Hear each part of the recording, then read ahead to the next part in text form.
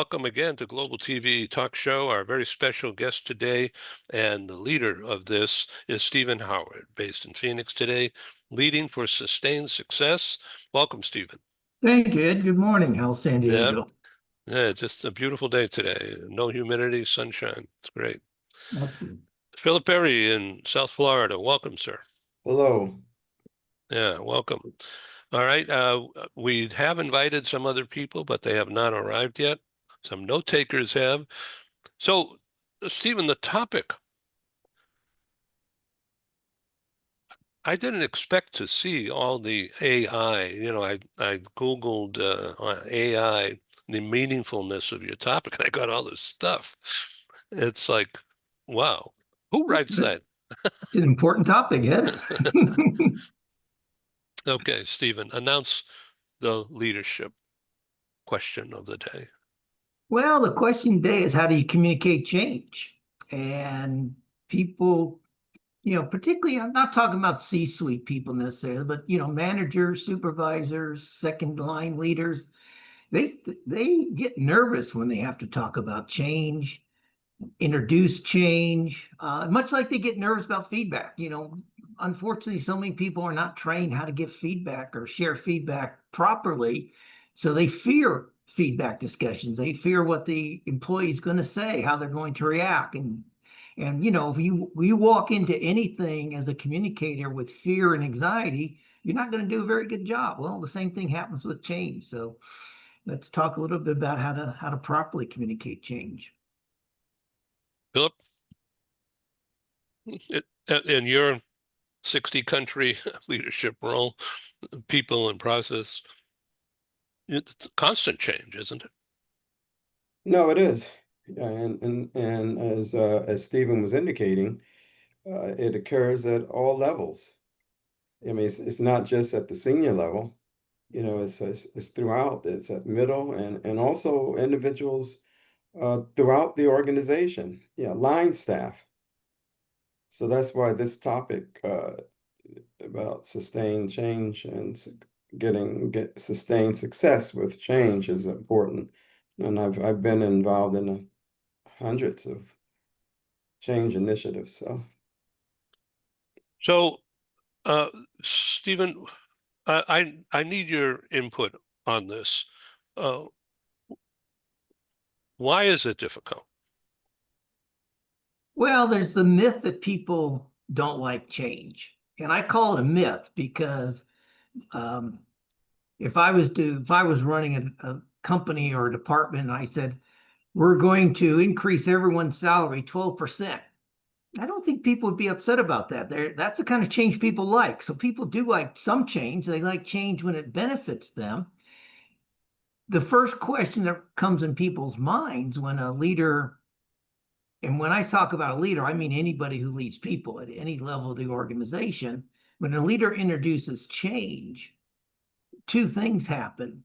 One, the leader has been thinking about this change for a period of time. It could be hours, it could be days, it could be months.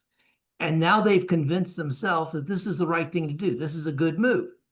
And so they introduce it with enthusiasm and belief and confidence, but they've spent time thinking about it. And then when the audience kind of has a blank stare looking back, like, because the first thing everyone in the audience is thinking is the WIIFN, what's in it for me? What is this change? How's this change going to impact me? Not the company, not the department, not the business unit. How's it going to impact me? And they need time to digest it. But the leader gets these blank faces and then thinks, oh my gosh, they don't like this. We're going to have pushback. And so this dichotomy of how to communicate change makes it unpalatable to many people. And that's why I still say it's a myth that people don't like change. I think people don't like the way change is communicated. Philip, you want to add to that? No, I think it's right. With the communication is key. It's critical. And also the uncertainty of the change effort. And what I think people really want to know is not only what's in it for me, but how will this impact me? And that's why it needs to be communicated in a certain way. I mean, that's one of the key facets of communicating change is for people to understand the impact on them. And because people don't go into change efforts saying that this is going to be great, I'm looking forward to this. And they go in with fear and trembling and concern because they feel that it's going to disrupt their present state. So the future state is not, if it's not defined, if it's not clear, uh, people aren't going to buy into it. I think Stephen's going to talk a little bit more about the buy-in later. But, Let me ask a question about the deliverer, the presenter of change. Um, can that be delegated? Should it be delegated? Or should it always come from the CEO? No, no, no, no. It's often delegated. Maybe the CEO, sometimes it's not even at the CEO level. Change doesn't always happen at the CEO level. I mean, depends on the organization. When I worked for a major U.S. Bank in Asia, I was working for their Asian operations. We made a lot of our own decisions out in Asia. Our regional vice president would make decisions. My country manager would make decisions. And, we never would go back to corporate headquarters to get blessings on these. We often made change. We actually, we introduced 24-hour banking in Singapore, round the clock banking, first in the world, with live telephone officers, not even operators. We had officers who could make decisions on the phone for the customers. We didn't go to the regional vice president to do that. We didn't go to the corporate headquarters to get permission for that. We sat around a conference table in Singapore, and 8 or 9 of us decided it was a great idea, and we implemented it within 3 months. Oh, great. So So do you ask for feedback from the ranks? you should. And so here's what I would suggest. Here's my tip for your audience, Ed, that to change the way change is communicated. And so right now, if somebody wants to implement change, typically they'll call a staff meeting for an hour, and they'll spend 15 or 20 minutes introducing the change, talking about why it's good, and usually with a lot of platitudes. Unfortunately, not a lot of specifics, which goes to the point that Philip was making. People don't know how it's going to impact the status quo. They don't know how, that what it means for them, the impact on them. But the leader always says, "Oh, this is good. This is going to be good for our customers, or this is going to be good for productivity, or this is going to be good for costs," but without the specifics there. So it's not believed necessarily. But anyway, and then you spend the next 35, 40 minutes of the meeting talking about how to implement the change. And often the leader will say something like, "What do you guys think? How can we implement this?" And again, the leader's going to get blank stares because they've just heard about the change. They haven't been able to digest the change. And now you want people to come up with instant ideas on how to implement. So here's my recommendation. Have 2 meetings. Have a meeting, say, on a Tuesday morning for 20 to 30 minutes. Introduce the change, explain it, be very specific about it, raise questions, and then ask people to think about it for 2 days. And have another meeting on Thursday or Friday about how to implement the change. Let them think about it, let them inculcate it, let them discuss it amongst themselves, so that now you can have a productive half hour or 45-minute meeting, or maybe even an hour meeting on Thursday, talking about how to implement the change. Is that easy? No, sometimes you can't get everyone together. Sometimes you have to do this remotely. Does it take more time? Perhaps, but it's going to be one of these cases where if you slow down to speed up, you slow down on the introduction of the change in the conversation around the change, then you speed up on the implementation of the change. So that's my recommendation. So the danger is, as we've seen and this is not political, it's just what's been going on the past few months in the White House. Rapid change and then backpedaling and confusion and being told by the courts that you can't do this, and then that's going to be appealed, and people are on a paid vacation during this time? I don't know. There's a lot of golf happening apparently out of the White House these days, but that's the chaos. And that's a different nature. That's a different kind of leadership. That's the leadership of a country, a leadership of rules and regulations and implementing that. And in that case, you kind of have to think of the White House as a CEO and the Supreme Court as the board of directors in some cases. So, everything the CEO is trying to do is now being reviewed by the board of directors, or in this case, by the Supreme Court or federal courts, and eventually by the Supreme Court is going to end up making a lot of these decisions. So That's an excellent analogy. Thank you very much. Philip, yeah. would you like to comment or take us in a new pathway? Yeah, I'd like to just elaborate a little more on what Stephen said in terms of I like the words of you slow down so that you can speed up later.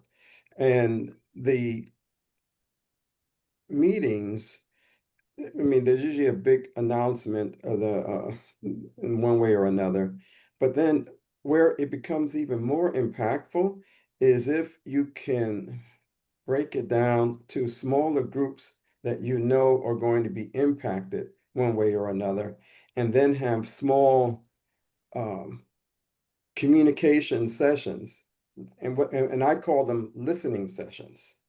Not, like a lot of people, they think, you see, the whole notion of communicating, yeah, is again this. It starts with this top-down way of approaching stuff, but there needs to be a listening. One needs to understand what is the impact that this could have on different groups, and you do that in small groups, and then when you do meet again, what you've done in between those sessions is that you've taken that feedback to say, oh gosh, we didn't think about the impact that this would have on families. We didn't think of the impact that this would have on our products and on the West Coast or whatever.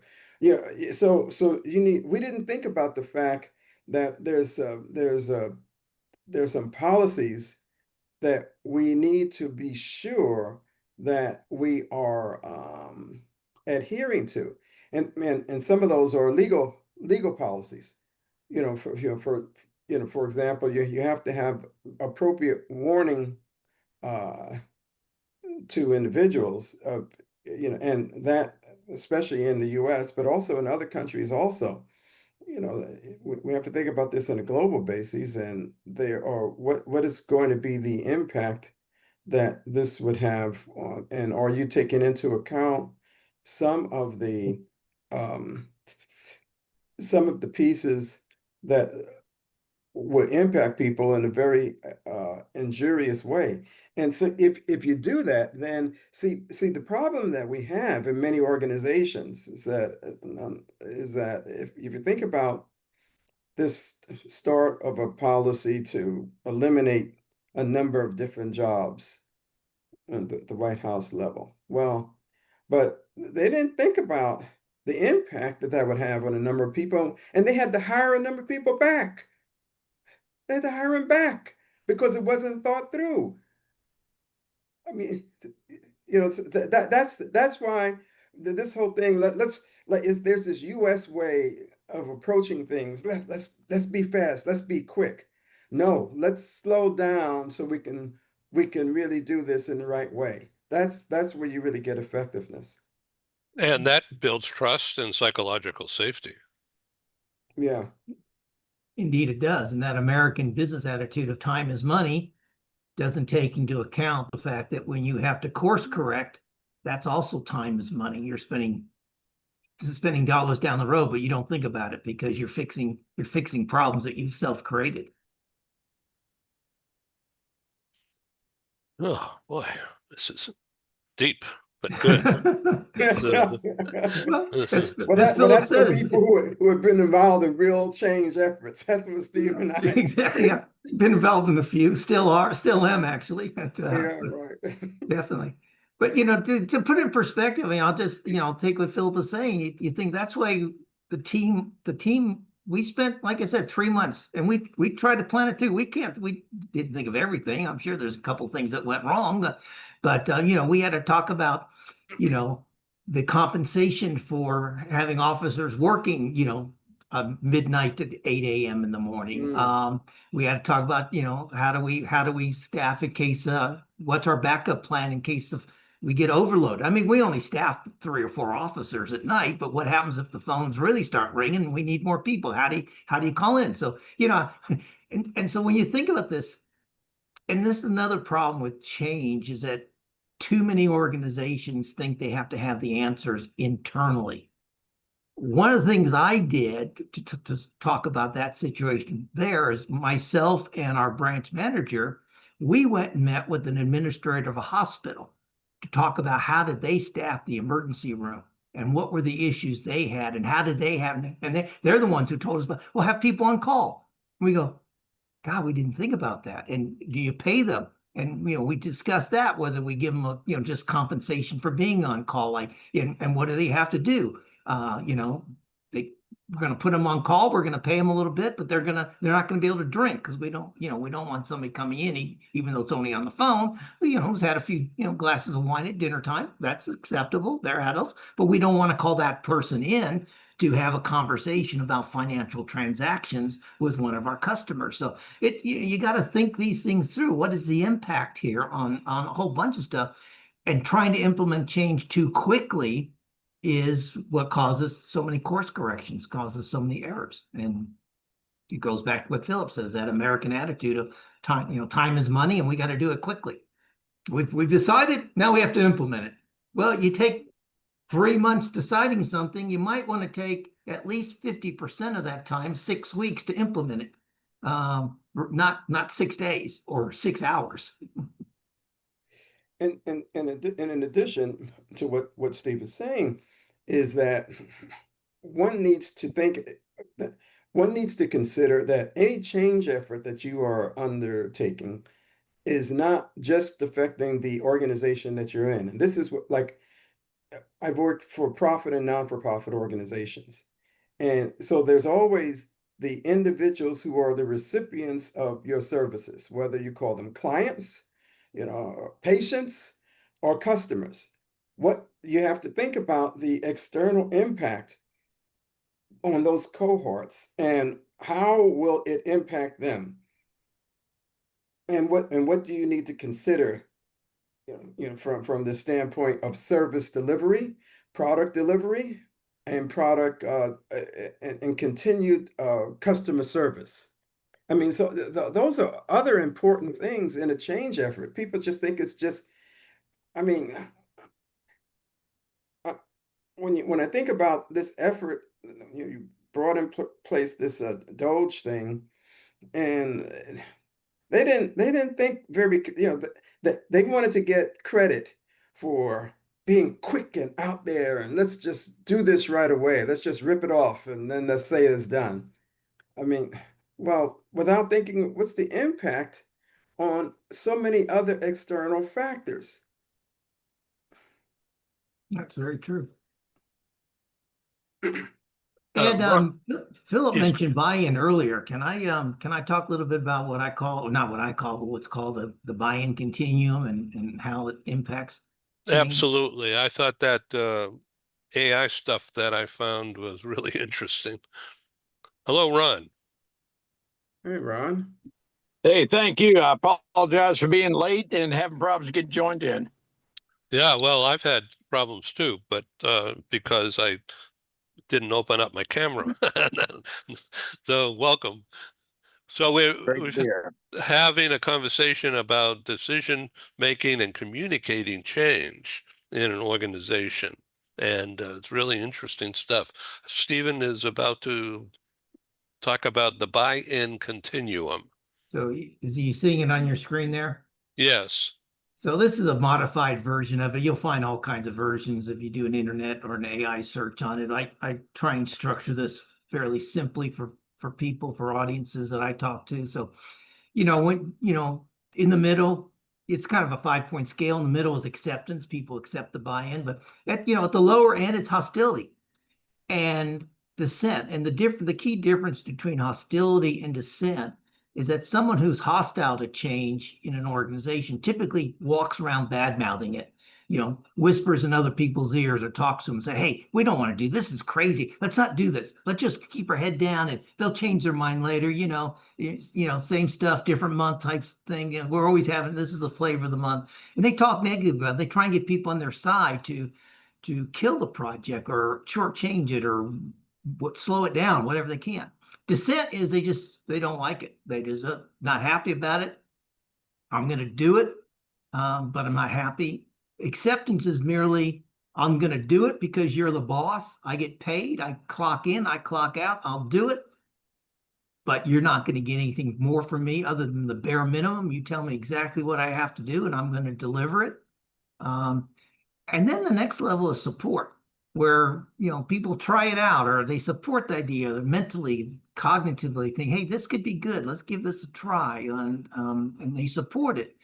And then at buy-in, it's the opposite of hostility. When you get people to buy into it, they almost become evangelistic about it. They talk it up. They talk it up in meetings. They talk it up to their peers.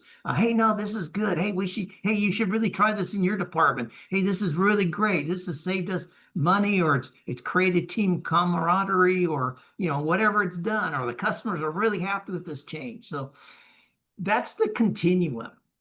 Now, here's the problem, is that leaders try to move someone from dissent to support or buy-in. And I suggest you can't do that. You can only move someone one step at a time along this continuum. You got someone who's hostile, move them to dissent. Basically, you want to keep them from bad-mouthing. You're not going to convince them it's a great idea. You just got to need to convince them from trying to sabotage it. You got somebody who's at the dissent level. You can't get them to support it overnight. Get them to at least accept it, reluctantly accept it, implement it, try it, and so on. So the problem is people try to move team members who are hostile or dissent up to support or buy-in, overnight or in one meeting or in one conversation, and it doesn't happen.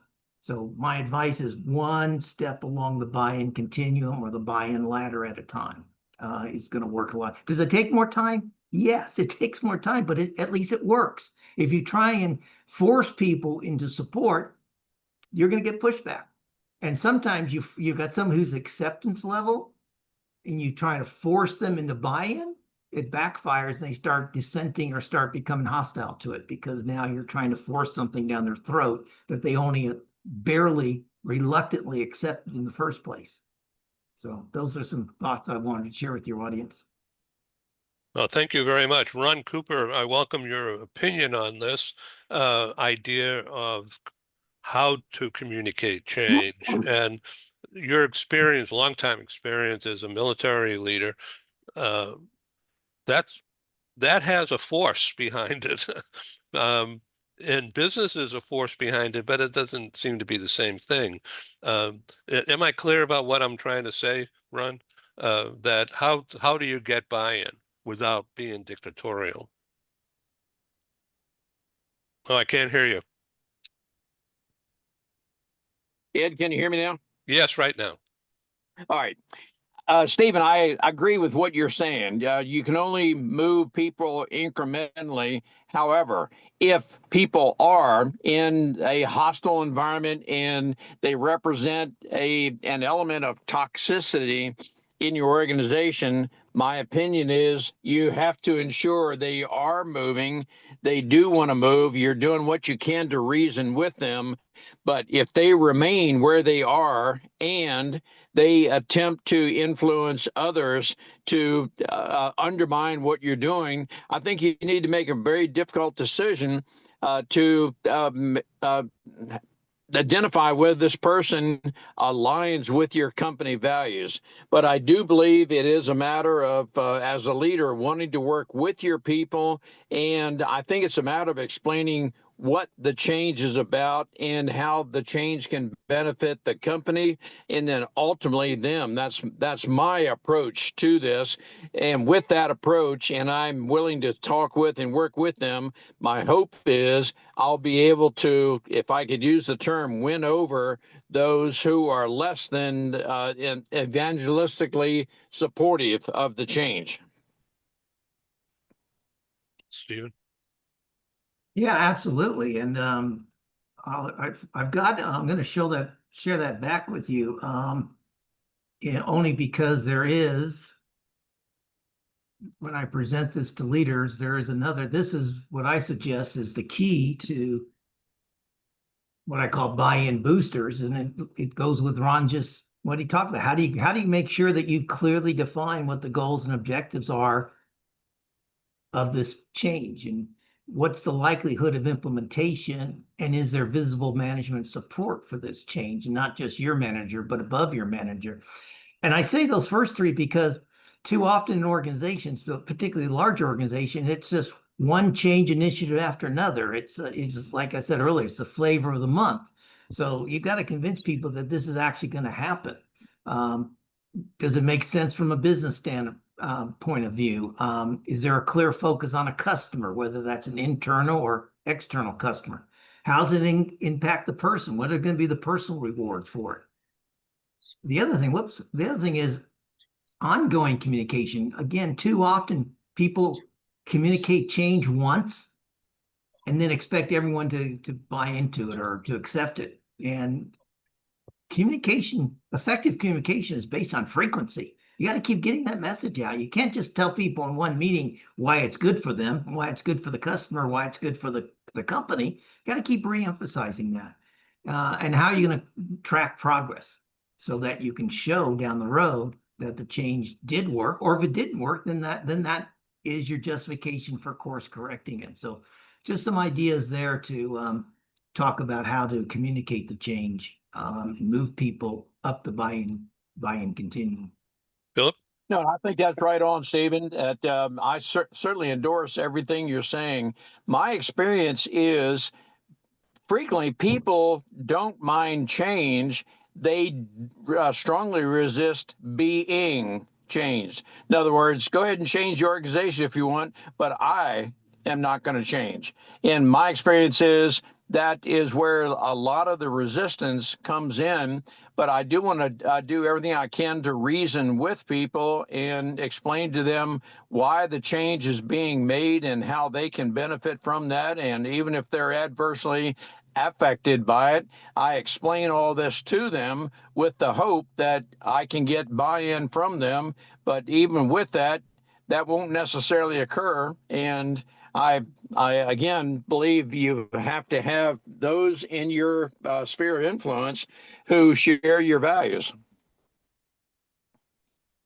The buy-in, I agree with what you're saying, Ron, and I love the 12 buy-in boosters that Steve presented, because all of those pieces have to occur, and you have to, in order to move along that continuum, so that way you really have true adherence to the change and acceptance, and you need to have individuals that there's constant communicating and listening to people. I mean, I just want to reemphasize that communicating is not just telling people this is how it's going to be good for you, but also listening to understand what the issues might occur with people, so that way you can come back with great information and with remedies, to assist people. And also,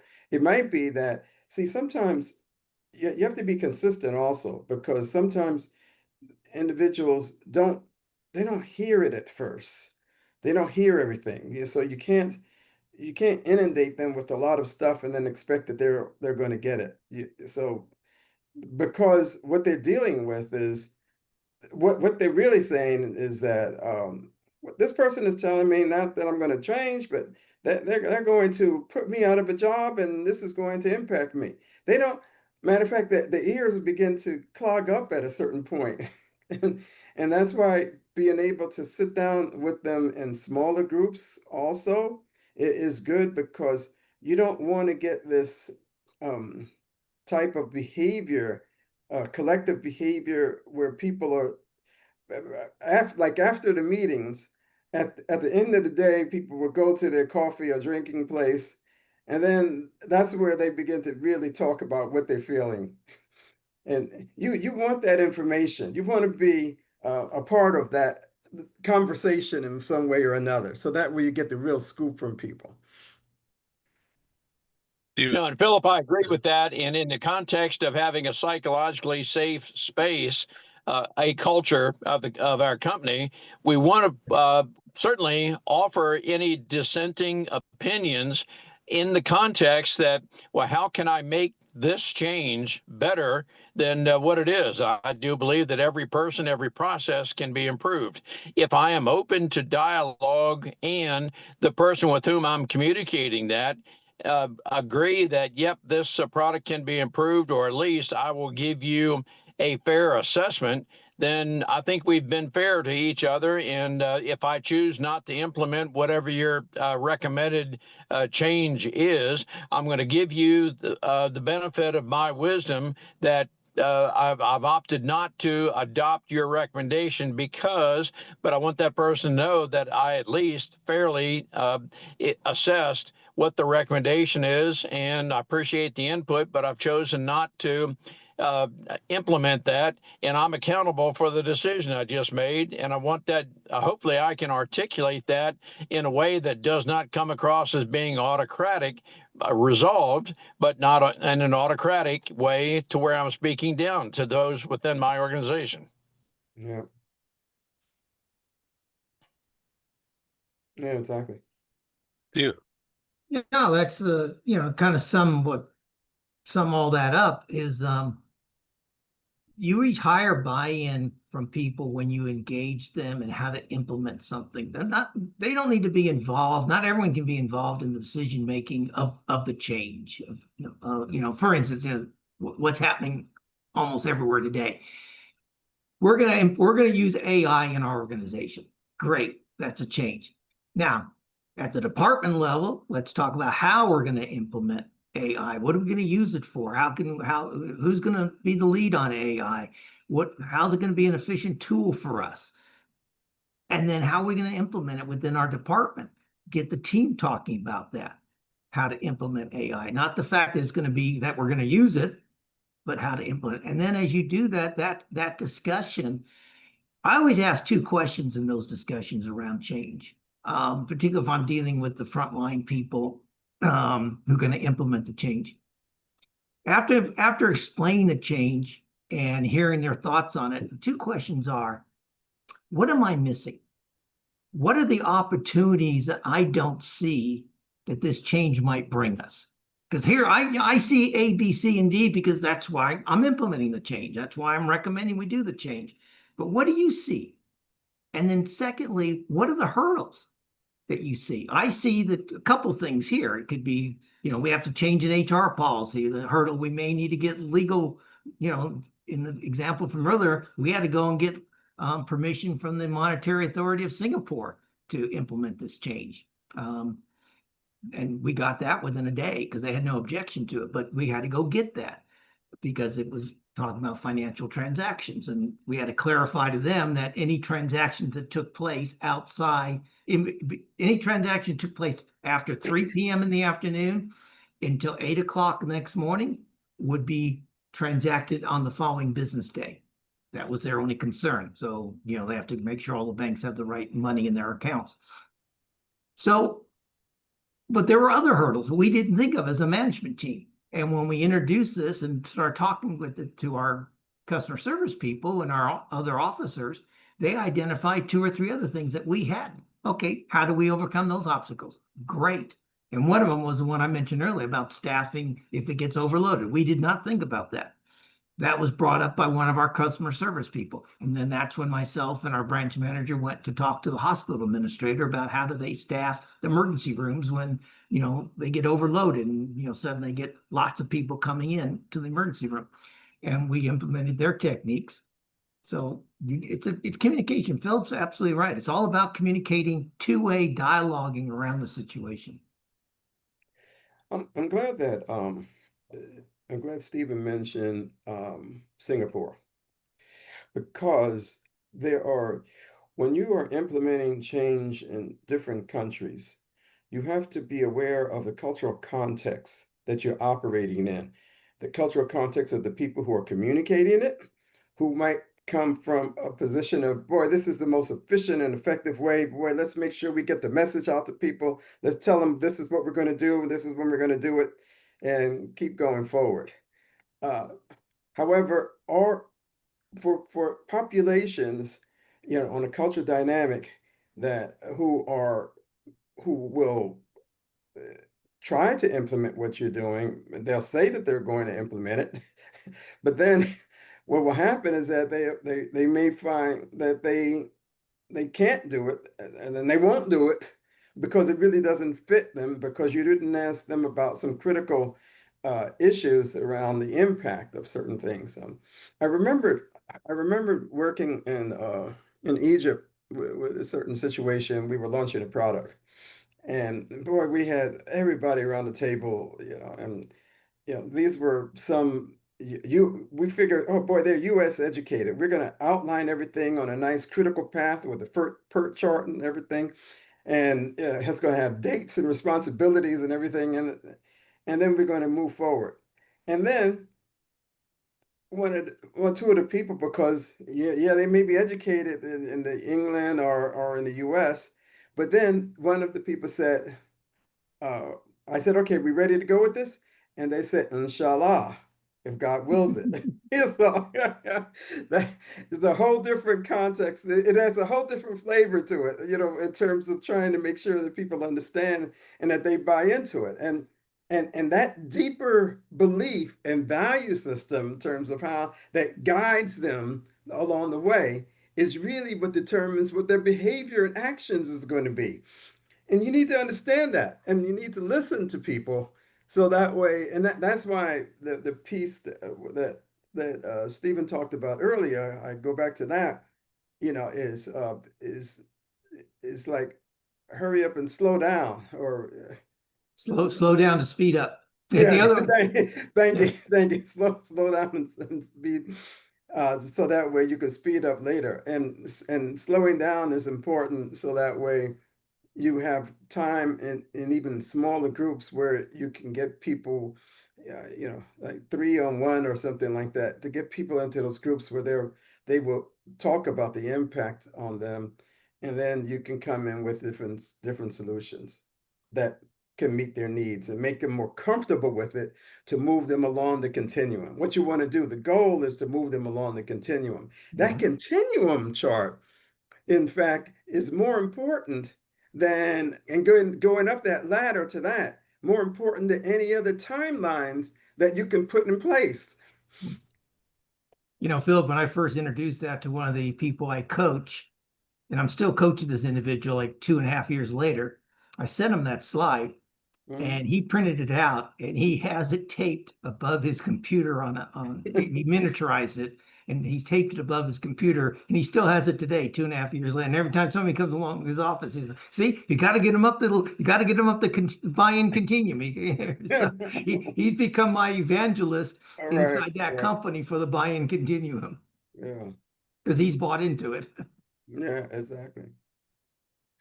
To what extent, Philip and Stephen and Ron, if he's in the background there, is hospitality training, and people service, making people comfortable in order to enact that change?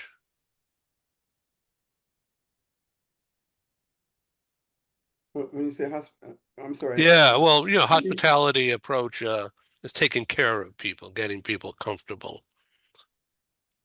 in order to uh, establish rapport and ask them to do something different. I mean, I think it backfires, Ed, in many cases. Sorry, Phil. I think it well, no, please backfires go. in many cases, in that what happens in an organization when you want to communicate change, you call the meeting and you bring in snack food for everybody, and drinks, and little refreshments, and you're trying to do that. I think you establish the comfortable level through trust and authenticity, your behaviors, and being open, and say, look, we've thought of many things. But I want to hear from you. What haven't we thought of? in when we implement this. I mean, so you approach it not that we're telling you we're thinking about implementing this. We want your feedback. No, we're going to implement this. We want your feedback on how to implement it. You know, we've made a decision's been made. This is a new strategy or a new tactic or whatever. Now we need your input on how to implement it and how comfortable. How long do you think? We think it'll take this period of time. You might think it takes shorter or longer. Let's get your input on it. And move them up that buy-in continuum through your discussions. But you can't have that false hospitality approach of we're gonna give you an hour off to think about this type thing. No, we got a business to run. We need your input. I remember to add to the point that Steve is making, and that is that I especially think about different cultures that I've worked in. I was working with an issue in Turkey, and so while uh, the head matriarch was really in favor of the process, but there are a number of people who were in the organization who were not in favor, and it took some time. We had to really spend some time with people so that way, and Stephen mentioned a really important word, trust. That people have to trust that what you're doing, and in fact, with this particular situation that I was working in with a merger between two companies, they eventually accepted it after a little period of time. Because they trusted that we were going to take care of their employees the same way that they were taking care of their employees, from the standpoint of like them being a family. I mean, that was what made the difference. It's the trust. And so you have to have enough behaviors in place that show that, it doesn't come with, and yeah, you're going to make the change, but is this something that is going, show me how it's going to be good, and tell people how it's going to be good, inform them so that way they can understand that. We have about 5 minutes remaining. And Stephen, the floor is yours. I don't really know what to add to this. This change is something that's constant. It's something it's really important. As I mentioned earlier, just AI alone is one of the changes that most businesses are facing today and trying to understand the impact of artificial intelligence. But again, as we've got the global trade policies impacting people, tariffs impacting the cost of goods, whether that could impact somebody who's just doing business on a local basis, but their raw products might be subject to tariffs and the uncertainty around that, the uncertainty around the economy. The uncertainty around the independence of the Federal Reserve Board to make decisions on interest rates. All these things are impacting people's minds, and they're all changes that we're facing. So I go back to the importance of communicating the what's in it for you factor to the employees that are on your team members, and then giving them time to think about it before you ask them how to implement it. So having those two separate discussions, one discussion about this is the change. These are the details of it. These are what we see as the benefits of it as your leadership team. Now take a couple days to think about it, discuss it amongst yourselves, because they're going to do it anyway. It's not like you're giving permission, as they say. They're going to go run to the coffee room or the drinking slot or outside in the park, the car park. They're going to talk about it anyway. So tell them, go talk about it. And let's meet again in a couple days and let's have a discussion about how to implement it and what you see as some opportunities that we haven't identified and what do you see as some hurdles that we haven't identified. And you'll get people up that buy-in continuum a lot quicker with that approach. And you will successfully implement the change as well a lot quicker. Exactly. So slow down to speed up. Yeah. Good words. Thank you guys for doing this. My pleasure. Thank you. This was a lot of fun. I enjoyed it was nice because it was a topic where Steve and I and Ron also, when you have experience in these situations, years of experience, the words come easily in terms of being able to address it. This Yeah, this and is it's not an the sad academic thing. and the sad thing is, I'm sure you're experiencing it in your consulting life, Philip, is that the issues we faced 20 years ago in our corporate lives are the same issues people are facing today. And it's like, well, Yeah, I can help you not butt your head against the wall so hard. right. Let me walk you through this thing. But people, because there's a lack of training around this, there's a lack of communication around this, and people are just doing it the same way over and over and over again and Over making the again. same mistakes over and Yeah, over again. And, exactly. as Yoda said, Yoda, my favorite leadership philosopher, said, you have to unlearn what you've learned. And this is what today's leaders need to do. Unlearn what you've learned about communicating change and learn some new ways of doing it. Mhm. And with that, next chapter. Stay tuned. All Thank you. right. Okay. Thanks, Ed. Really, Thanks, really Ed. good seeing both of you, Steve.